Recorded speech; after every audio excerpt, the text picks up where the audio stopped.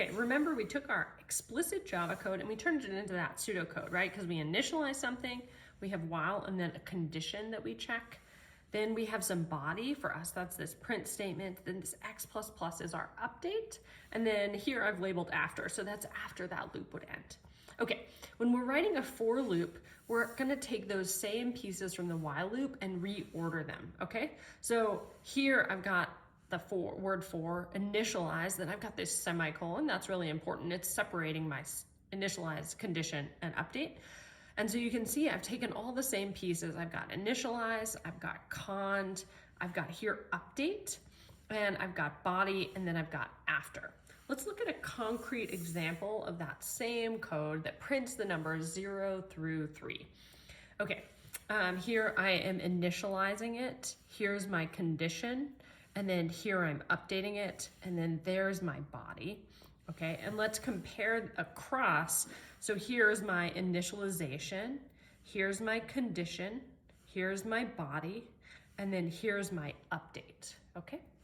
Okay, remember we took our explicit for loop just as an example and we turned it into this pseudocode down here where we've got that initialization, x = 0, the conditional, x is less than 4, and then the update, that's x++. And then the body is that print statement. And now let's look at how we can turn that pseudocode into a flowchart. And you can see from the diagram, I start at initialize, I go to the conditional. If it's true, I've represented that here as Y for yes. I'm gonna execute the body, then I go and I update, and then I come back to the conditional. So you can see that loop that's created here. And once I get to the point where I test the conditional and it's false or no, I'm gonna come to after, okay? So let's look at that one more time, tracing through it with that code. So I start in my initialization, for example, x = 0. Then I test my condition, that's x is less than 4. And then if it's true, where here would be true, I'm gonna execute the body, that's my print statement. And then I go to the update, that's the x + 1.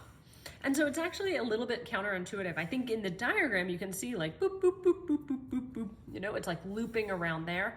But here, when we look at our for loop, we go initialize, condition, body, update, condition, body, update, condition, body, update. Just like we had here, condition, body, update, condition, body, update, condition, body, update. Okay, I'm abstracting away that like if the condition's ever false, I stop. But that big idea of condition, body, update, except here it's in kind of a funky order, condition, body, update, condition, body, update.